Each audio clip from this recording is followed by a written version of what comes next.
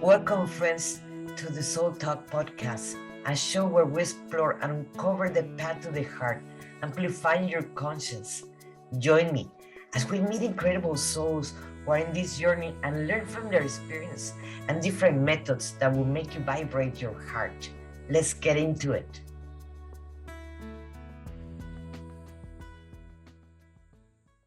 Hi, everyone. This is Monica Ramirez, the Warrior of Love, and thank you for being in Soul Talk.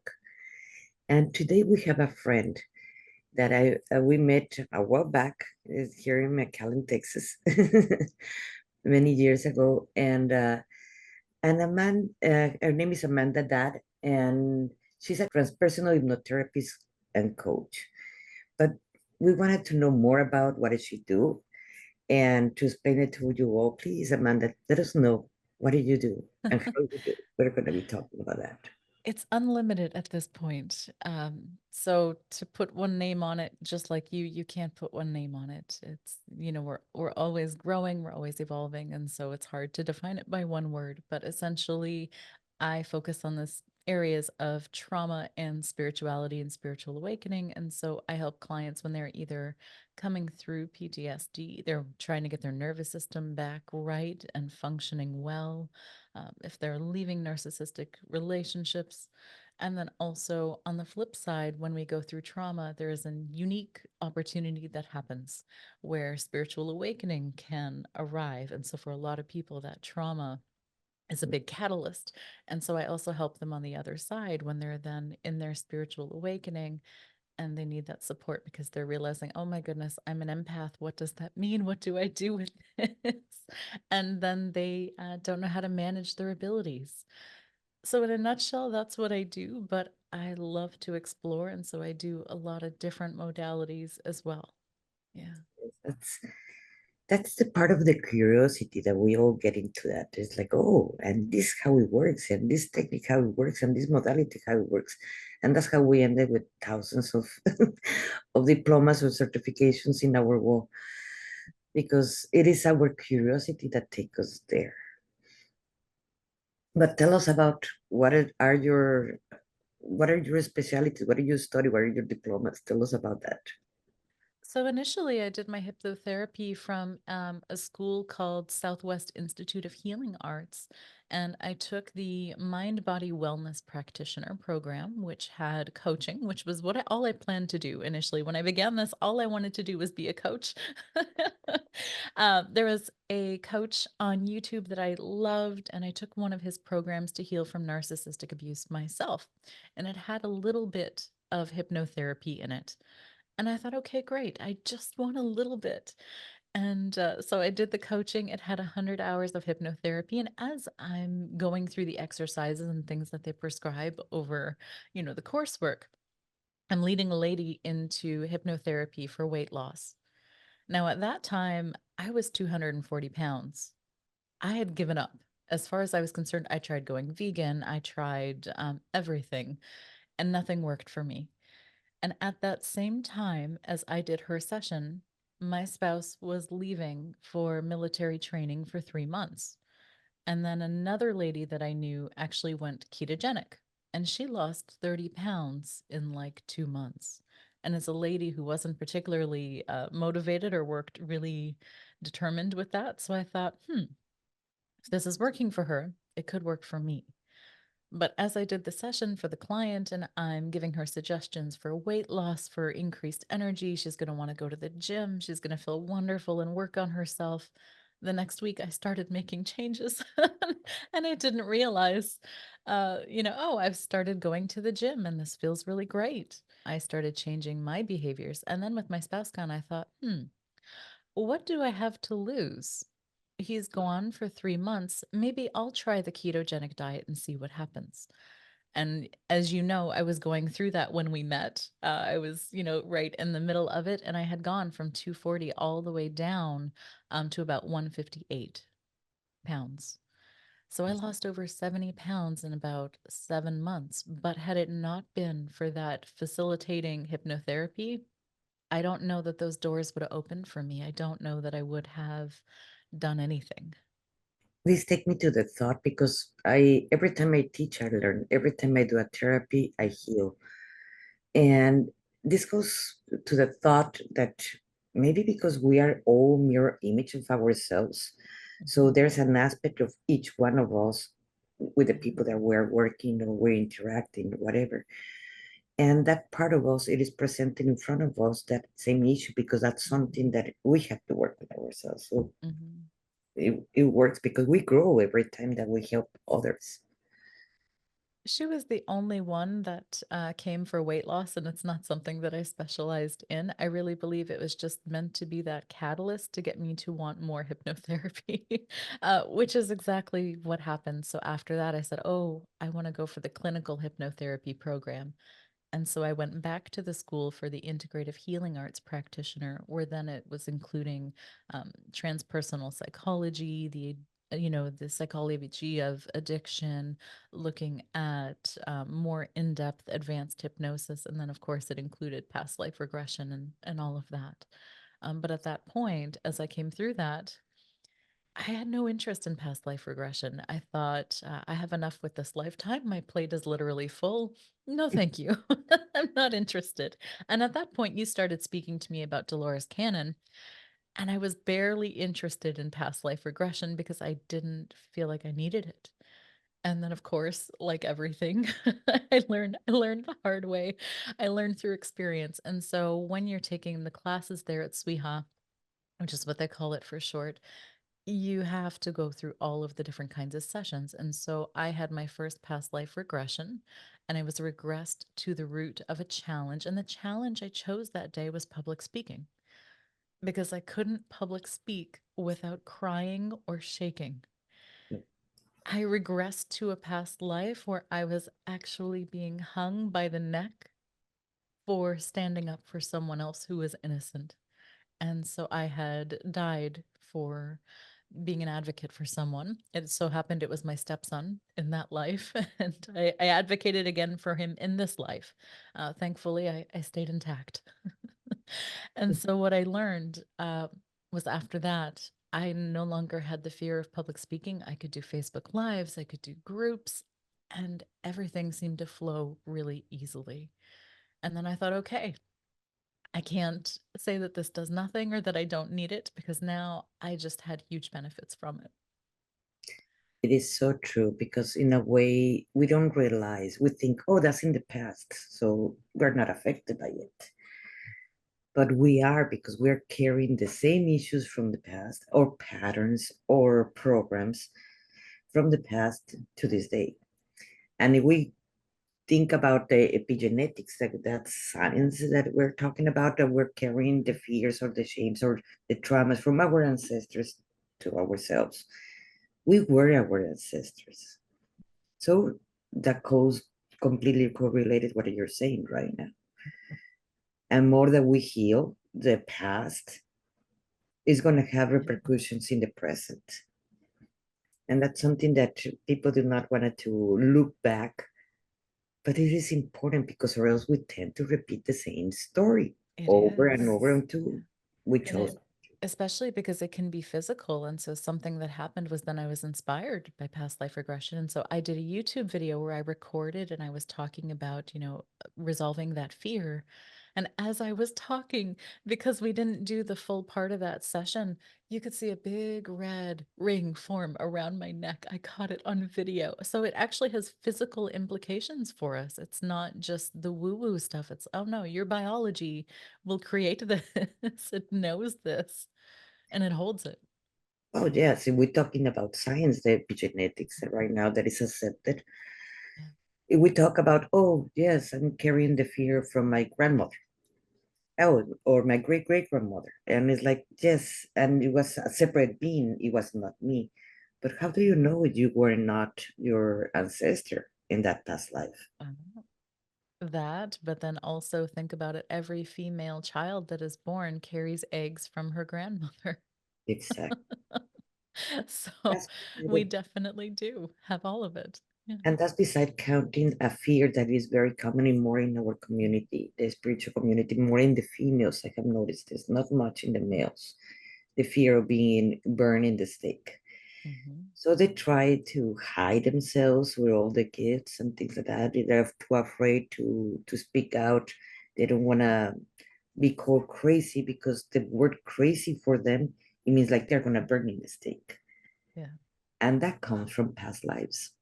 Mm-hmm. Maybe once, twice. I remember three times. Yeah. I was burned and drowned and stoned and so forth. So, but this is a lot of women are having that issue. Yeah. And we encounter that over and over and over again with the hypnotherapist.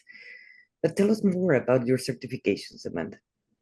So after that, catching that on video, I was, at that point it was undeniable. It's like, oh my God, I've discounted this therapeutic approach. And here I'm having physical responses that I can't explain. And so after that, I really dove in more deeply into the transpersonal part of hypnotherapy, which just means it's you, your client, and your client's beliefs, and you work with your client's beliefs as a whole person to go towards their results. And so if they need a resource, I might call in Archangel Michael, I might call in Metatron, or whoever the client looks and connects with in terms of their beliefs. And so I began to study Life Between Lives, the Michael Newton version, and then also I've taken it other places too. And then from there, I found Dolores Cannon and I did the QHHT studies. Since then, I've moved on and doing more spirit releasement. So, spirit releasement is about releasing energetic parasites, entities, beings. It could be a spirit that's not crossed on, that has attached itself to someone else because they like the vibration that they live their life at, and then they influence them to do certain things.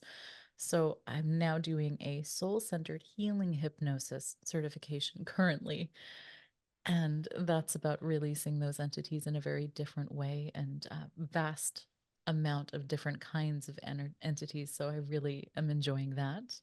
And somewhere along the way, I've dove into yoga. So 200 hours of yoga for the breath techniques. So now there's always breath. My clients know as soon as they see me. I don't even have to say it anymore. I just walk into the room and they start taking deep breaths, and it's like, oh, you're conditioned. It's beautiful. And then also enjoying the insights that come with doing this work, because the more you receive hypnotherapy and practice hypnotherapy, the wider we open spiritually as a channel and for the things we can receive. And so Akashic Records has come into my life as well. And I was a medium from childhood. I suppressed it until my late 20s. And so now all of this has kind of integrated and come together to be what I do now. And there isn't a single word that can encompass all of that.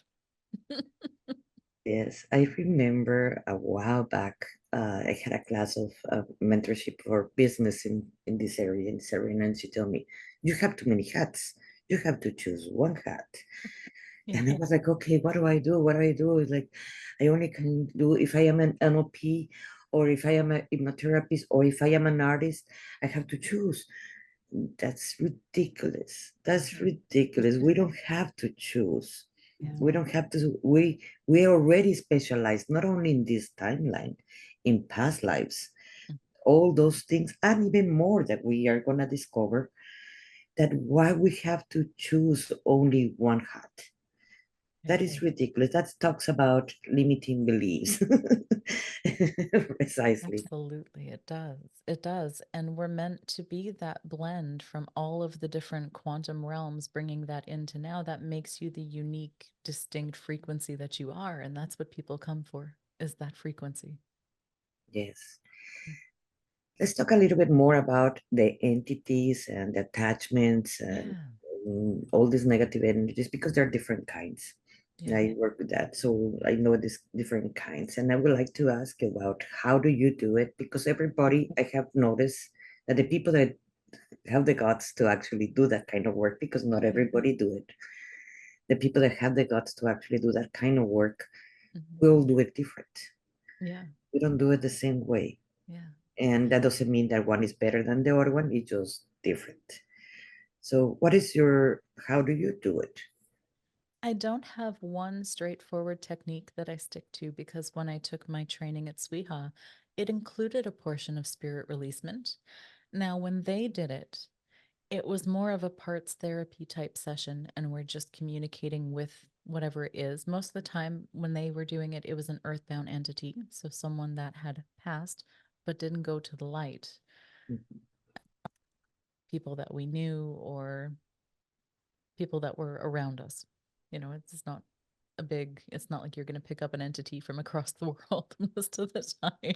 It's the places that you're going through, unless you're doing work like astral travel or sometimes channeling without the right protections. Then, okay, you're going to pick up all kinds of things from all over. So for them, it was very much a conversational. We're going to speak to the entity. We're going to find out why it's here. What needs is it getting filled? And then we're going to communicate and negotiate on the part of the client of, you're not really getting your needs met here, and you're stifling the client from living. Mhm. There are better options for you. Would you like to go? So that's that approach. I've started with the soul centered healing hypnosis approach. And what I like there is that there's a whole lot more variety. So typically in those sessions, we work with Archangel Raphael, Michael, and then Kuan Yin. And that trio together has a really beautiful energy to them.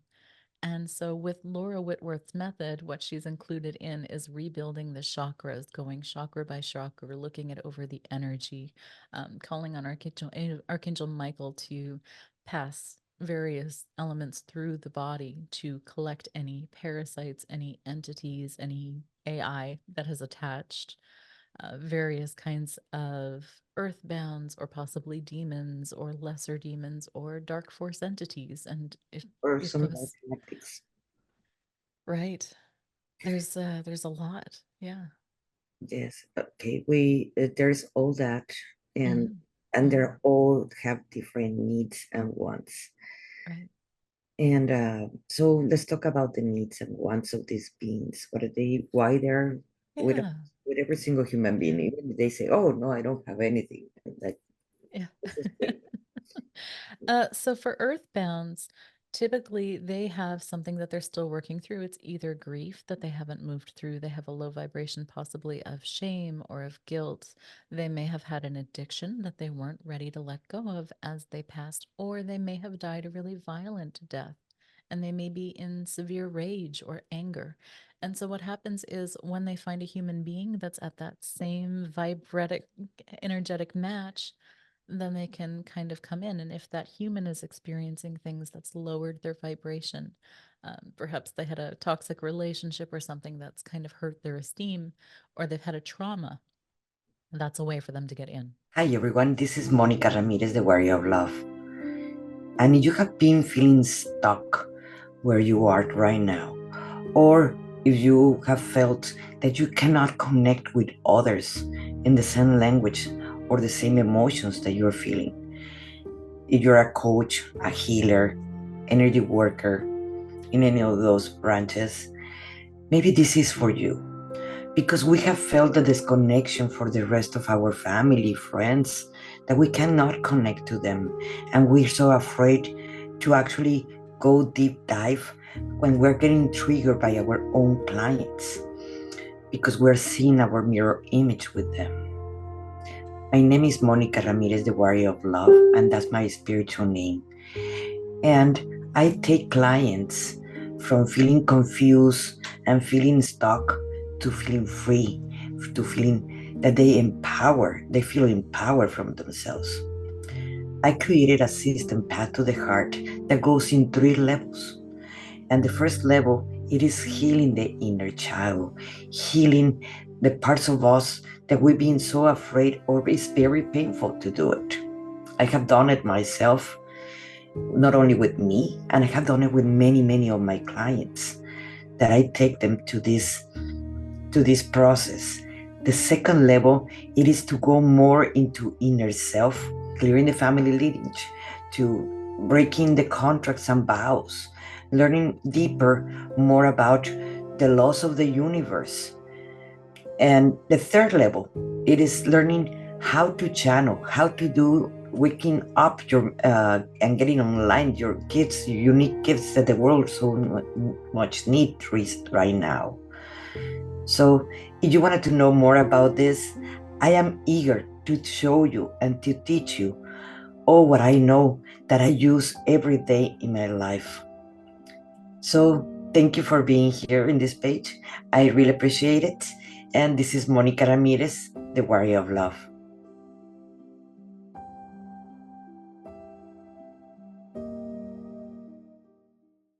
Or if they're depressed or they're angry, they're opening it up for all these entities to come in. Yeah, it's that lower vibration. Yeah. Anytime we're in that lower vibration, we are at risk if we don't have good protections and methods of spiritual cleaning. And that's not something we talk about a lot is the way that we spiritually self-care. It's so important to have those protocols to always be having that spiritual hygiene. Yes, Yeah. yes, that's so true. Yeah. And those are For the basically the people that they are passed over and they Mhm. haven't passed completely. They're in the fourth dimension, trapped in the fourth dimension. And let's talk about the entities and the attachments. Yeah. So when it comes to things like parasites, often they do work with higher beings. And so if you find parasites, sometimes you can find a nest that has many, many parasites that come through. And essentially, they're just picking up energy. We are a form of fuel for them that they can sustain themselves on. Now, you'll notice those the most because those will be the ones that'll give you the cravings for things. You're going to have the cravings for the carby, sugary foods. You're going to want to eat late at night, have bad habits. Often, people who have parasites have candida that tend to go hand in hand that you can kind of pick up on. There are people who can often feel moody or bloated a lot when they eat. So it's people who have a lot of bloating and they don't know why. And that's because those parasites are actually, when they defecate in your system, it has an effect. It's creating that gas. And not only that, they create also the emotional state. Absolutely. They feed from our emotional state too. Well, sure, because the emotional state means you're going to get a response. And so, ooh, if I press this button that is shame or guilt, this person's then going to go eat a whole pizza. They know how that works. It's not necessarily you're gonna Yeah, there's people that when they're depression or anxiety mhm, they eat. Other ones they don't yeah, eat, but that's right. we see suicidal people. We Yeah. see people that they are so depressed that they don't want to get up or they give up in life and things like that. And not necessarily it's through food. Hmm. It is through Any a addiction. state. Yeah. Not about addiction or being depressed, or suicidal Hmm. depressed. It's like Hmm. we're talking about that, not necessarily drugs or alcohol Yeah. or things like that. We're talking about emotional states that they are going to Hmm. be because a person that is aggressive, Hmm. it is because also is probably is depressed. I think that's less parasites, and I think that's more the bigger entities. So the lesser demons and then the larger demons, I think they tend to do that more. I have seen And those the are also the ones that tend to open portals within people, and they bring in more earthbound entities to keep that human more suppressed, and they bring in more parasites to keep that human more suppressed. I have seen not only with demons and things like that, I have seen it with airbounds that bring Yeah, those emotions and also these different kinds of yeah. attachments. That they're like a kind of an octopus attachment. Hmm. Those are Hmm. the that bring all those thoughts. And it's not a demon, it's just an attachment. Hmm. It's easy to remove Yeah, and it's not so yeah. it's just an attachment that it is in their entity. Hmm. Those are the ones that the majority of the human beings when you're not enough and things like that, it's like, oh, it's my Yeah. ego. Yes, it is your ego, but it's mixed with these beings. Mhm. Correct? Parasites they're interesting. I find they have less consciousness. It's not like you're going to grab a parasite and have a conversation with it the way you might some of the bigger entities. They have consciousness. There's a lot more there to communicate with. Parasites, I think they just it's more physical for the parasites. I think it's more food. Although the entities, they use us as food as well. But for them, food for them is emotion. And that's when you see a lot more of the depression and the suicidality, the impulsive thinking. That's a big one, where someone's having a wonderful day, they're driving, and all of a sudden they get this thought to do something really scary or harmful. And Mm. that's not their thought. That's that entity that's pressing that button because guess what? It's dinner time, and it would like that dose of fear, or it would like that tasty shame that comes up when it presses that button. It's really fascinating. How a person can you tell our viewers Mhm. how a person can notice when they having an entity attached or Mm, any of the aspects because there are so many yeah. of the aspects. It's a lot of the emotionality. It's a lot of patterns and behaviors. If you're someone who genuinely enjoys yourself and is trying to do good things in life and you're struggling to do things that you enjoy, that's a big red flag, big indicator. If you're trying to break through an addiction and you're struggling, that's another red flag. Another is something I love to do is get my clients to muscle test. So I will teach them to sway test or to use a pendulum and then to start asking, am I sovereign? Do I have any entities? Am I carrying any parasites, any AI, anything like that? Now, the testing can be tricky because if you do have a higher up entity like a demon, they can lie and they can make Mhm. your testing off.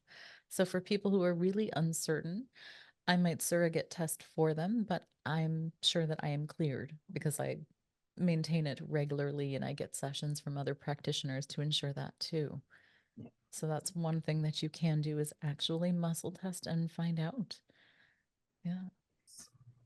And basically to be aware, that's something that at this point in the humanity we need to learn how to become the observer of our thoughts and emotions. Hmm. And if we are aware of our thoughts and emotions, you can notice right away when something is off in yourself. Yeah. And that is a big red flag that you need to look for a practitioner. Yeah. And not If only that, something that I bet you noticed when you were living over here, mhm. there is a lot of witchcraft, black witchcraft Oh yeah. in this Yeah. area. So in there, people send dirty stuff to other people by envy, by competition, by whatever means that they have.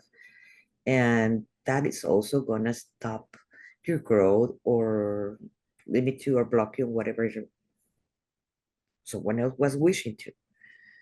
And you're not knowing how to protect yourself. So you have to remove those things. That's something that I encountered. You remember living over here?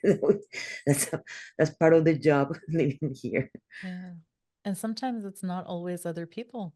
I had a client last night came to the salt cave for meditation. He was the only one. So sometimes when it's a group meditation, I have just one person. That's my chance to give back. And so I'll give a deeper session.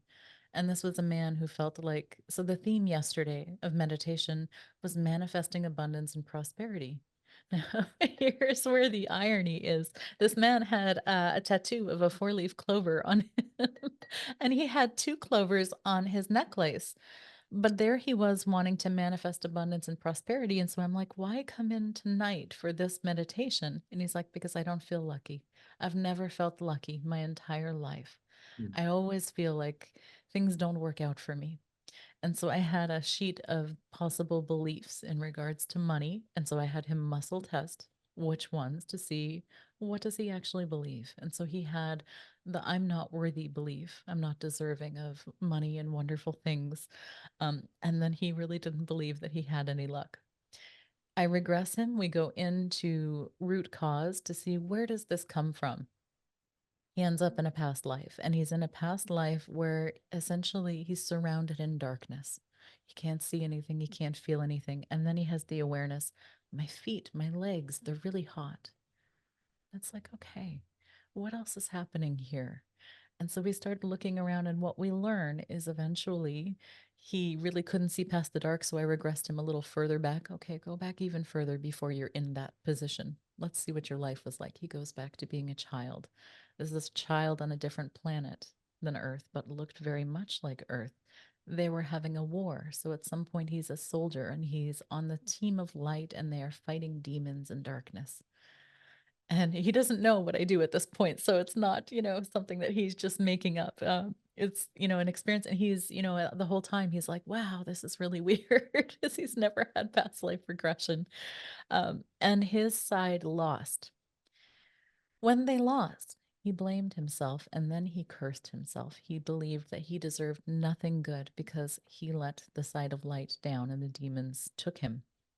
But they didn't kill him and they took him to this personal hell. And so essentially, I went with his higher self and then we rescued him, that version of him, out of that hell and found out that he was the one who placed that dark cloud, that lack of luck and abundance over him. Yes. And so we call in Archangel Michael. We worked with Raphael, clear all of that through all of time, all of space, all of his ancestry, so that his children are clear of this imprint as well, his family. And at the end of the session, he had great big tears in his eyes. And he says, I finally feel worthy.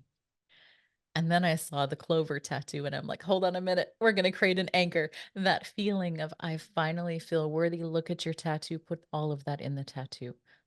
Pull it in, make it big, make it bright. Feel really good. Feel that worth. Feel that confidence. Feel that comfort. Okay, what are you doing later today? Oh, I don't know. I might go for dinner. God, that sounds great. Look at your tattoo. How do you feel? Yeah. All of it comes back up. Okay. Yeah. So he cursed himself from another life. Yeah. Sometimes we do that. Well, in reality, we always are doing it to ourselves. Even if we think someone is doing it to us, we do Yeah. it to ourselves. The expectations are the ones no one can, in reality, can harm us unless we permit it. And we have to have that vibration, that we have to be at the right vibration to catch it. So if you stay high vibration, you do your spiritual hygiene, you're good to go. Yeah, that's why I was saying that at this point in the human evolution, we also need to be the observers. Yeah, Because if we are becoming the observers, we can notice when we're doing something to others or to ourselves. In reality, we're not doing someone to other because the other is a reflection of yourself too. that's right. I was working with a lady last week. So not long ago, I'm in the middle of this certification, but I took a break for a moment and I thought I might maybe focus on something else for a while. And then I had a client come in, spontaneous removal had to happen. And I shared that experience because that was the first time that I actually saw a demon. So I was working on the client and I saw the demon in my third eye, and this thing came right up to my face. And it looked awful. It looked like Mhm. a Jim Henson puppet gone wrong. Like it was black and dark and it had all kinds of creases and weird texture on its skin. Like it was bumpy. Like it felt like it was made out of material, like a puppet. It wasn't particularly scary, but it was weird. It wasn't what I thought it would look like. They're all And different. it is different. And as I saw it, this thing actually looked at me and said, she's mine, and then swore at me. And I was just like, okay, now it's game over. And, we did the work to clear it. But after that, I shared what happened on a podcast. And as one of my previous clients heard that, she had done QHHT. She'd had a hard time getting to the higher self. She'd had a hard time through the whole process. Even though she wanted it, she felt blocked. She didn't know what that was. She heard the podcast and she said, oh my God, Amanda, I think I have this. She said, the whole time I worked with you, I never told you, but there were things happening that I thought were normal because my life had always been that way. One of those things is sometimes when she meets somebody, she has the impulsive thought of, I hope they die. It's Oh, not that she meant that. That's, that's a clear one. yeah, well, right. That's a clear one. And so she said, I feel bad because I actually had this thought about you, Amanda. And she's like, but I don't feel that way. And it's like, no, that's okay. I understand what that is. Don't worry about that. But that's what that can look like when we have those entities. And that's why when Monica is saying, be the observer, be aware of your thoughts of why would I think that? Was that my thought? That whole process is going to give you some really good answers. That is so true. And changing the subject, Amanda, I saw that what you sent me is clearing traumatic impressions. Those Yeah. are the ones that you're talking right now, or what it is? No, actually, that's a little different. So I work with a modality called IEMT. It's integral eye movement therapy. Mm. It has some similarities to EMDR, but it's based on different principles and has very different models. And so essentially, what we do is we get the client to call up a memory that is painful. It's an impression that feels bad or they don't like the way they feel about themselves. They hold that memory. We move the eyes, and through moving the eyes, we can shift where that memory is stored and how it processes in the brain. When trauma happens, we keep it right here. We keep it right front and center. And that's why when people have a flashback, they feel like it's right now, even though it's not. And what IEMT does is it takes that memory, it lets the brain process it again, sends it back to where it needs to go. So then it doesn't feel so intense. They don't have the same reactions or emotions to it. It's like the interventions with NLP. You do the same thing with NLP. There is some NLP built in. Yeah. Yes, Yeah. that's one of the modalities. Well, not the modalities. That's one of the interventions because there are thousands of interventions in there. And we do. And And within IEMT, we do use submodalities to measure. So when I'm asking someone about a memory, I will ask, do you see it near or far? Is it bright? Is it dull? Does it feel out of 10? How big does this feel?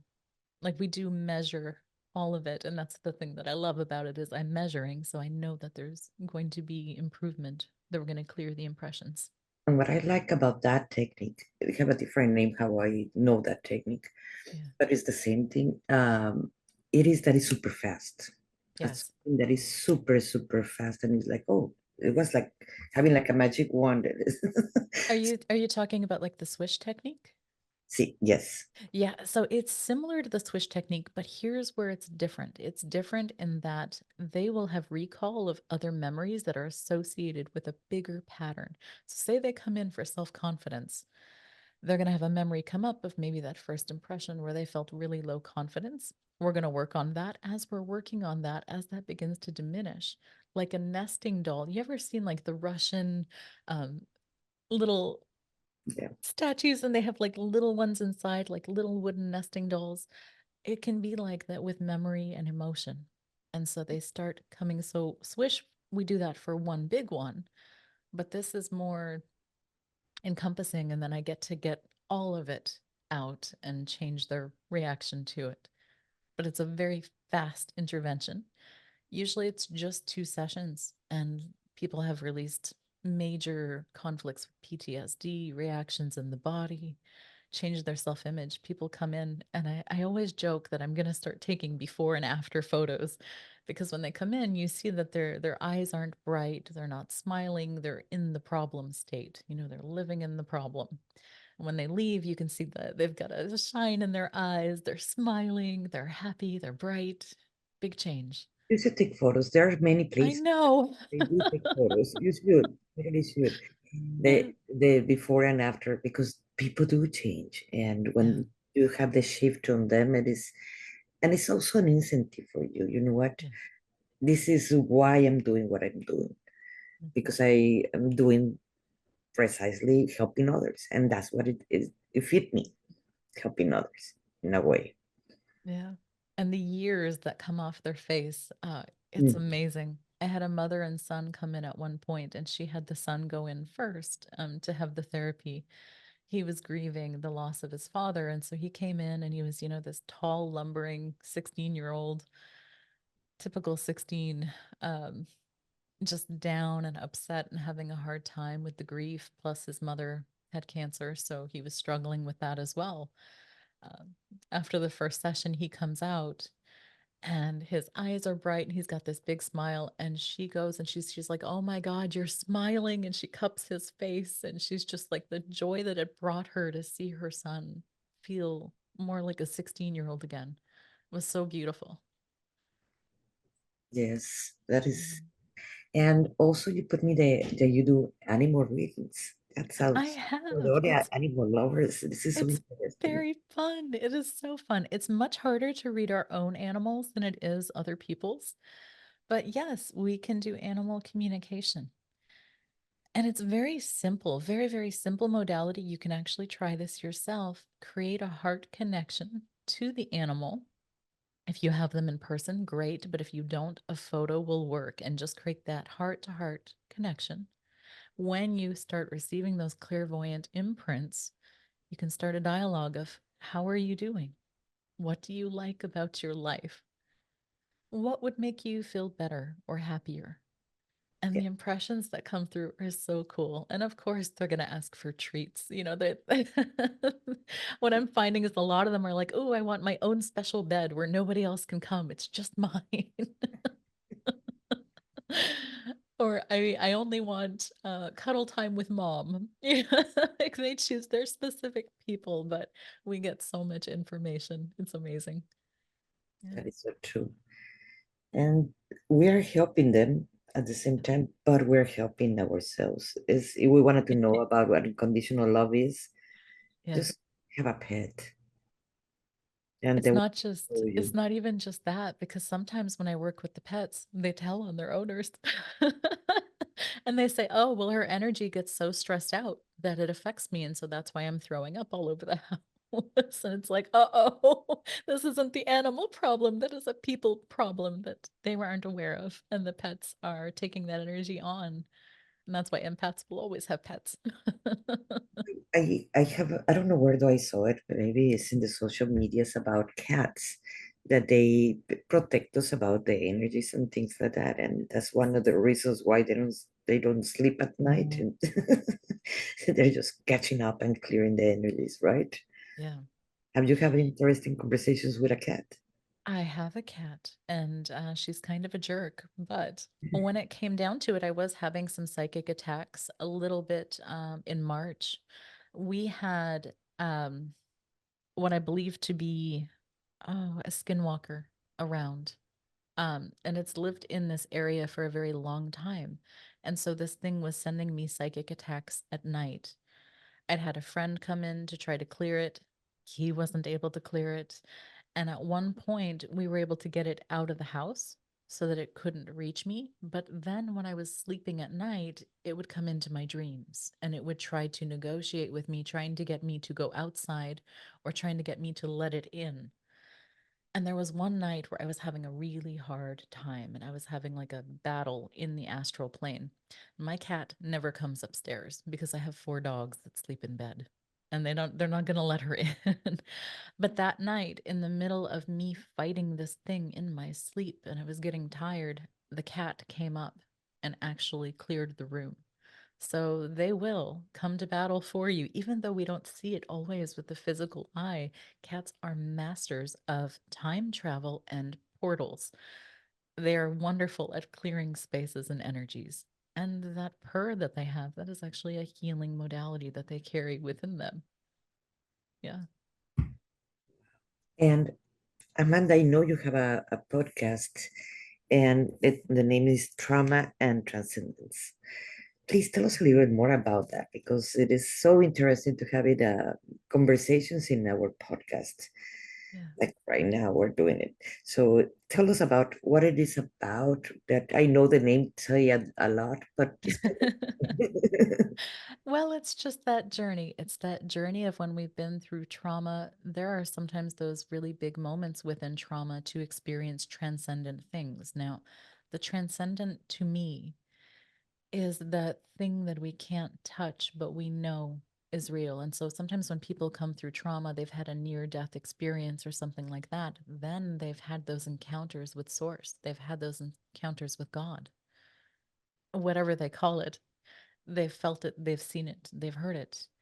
Now, I went that route because when I was 16, I had a ferret that I loved very much and she was passing away. As she passed away, she opened up all of my clair abilities, and in my sleep, I felt her leaving. And as she was leaving, I felt the light come in. And in that light, even though I knew she was dying, mentally, I knew she was dying, but I couldn't feel the sadness because in that light, it's so all encompassing that all you feel is love and all of your needs are met. And so at 16, I had that thought of, oh my God, this is where we come from. This is where we go back to.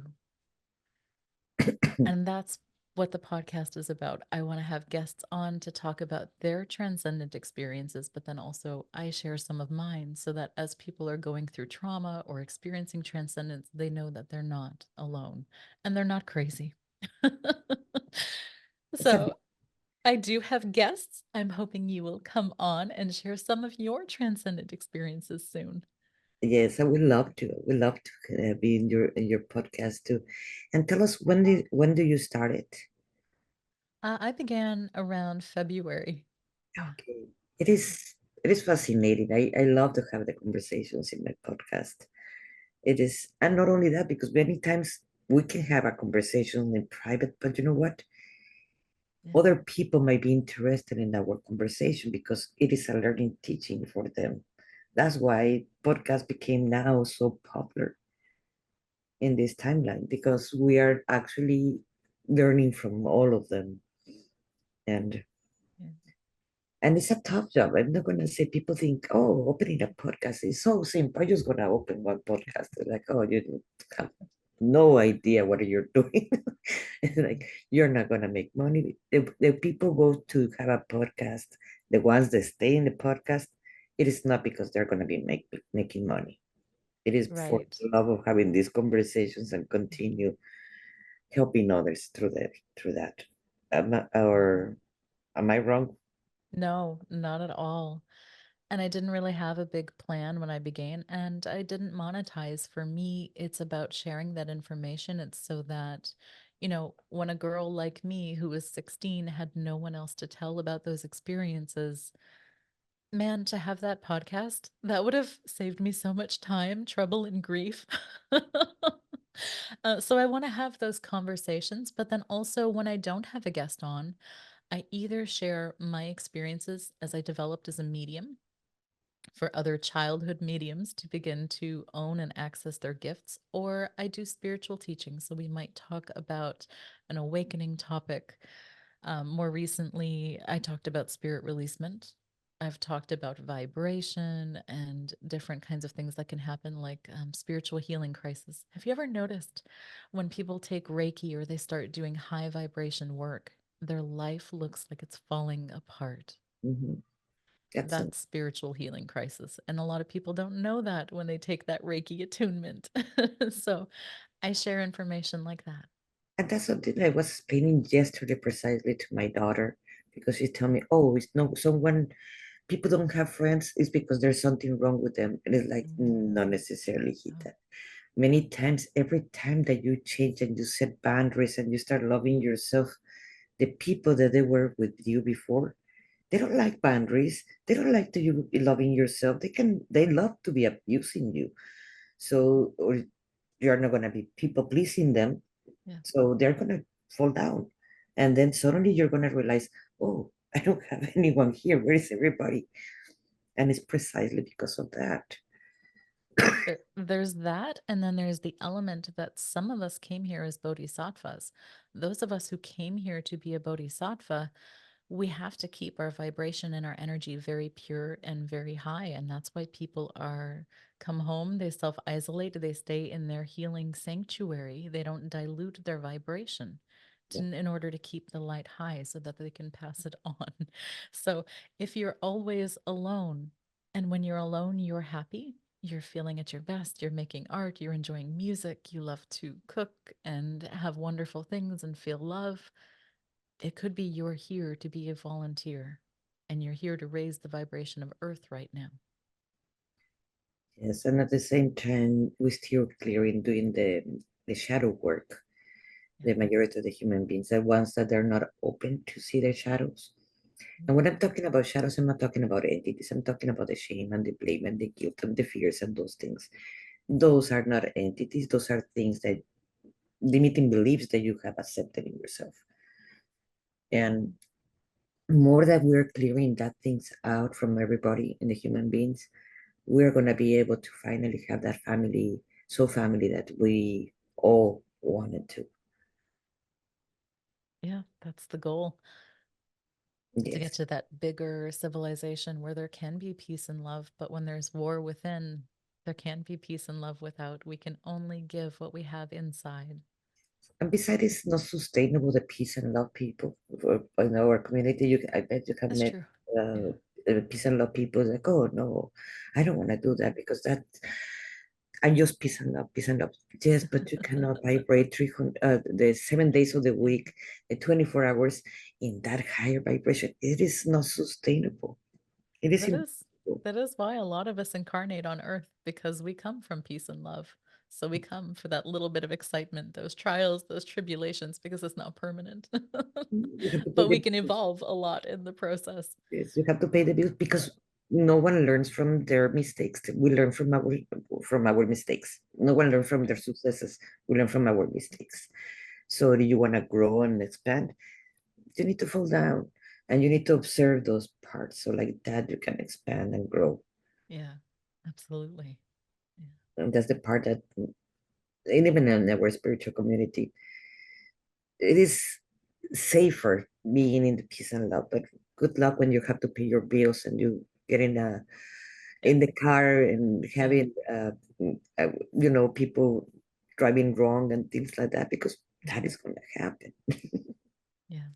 No, it would take an entire consciousness shift for all of Earth for us to get to that kind of society where that would work. In this one, it definitely doesn't, but I That's do it. believe that we can evolve and get to that level of consciousness. It won't be in my lifetime, at least not this life, but I think we can. Yeah. I think it can happen in our lifetime, and I feel that that is happening already.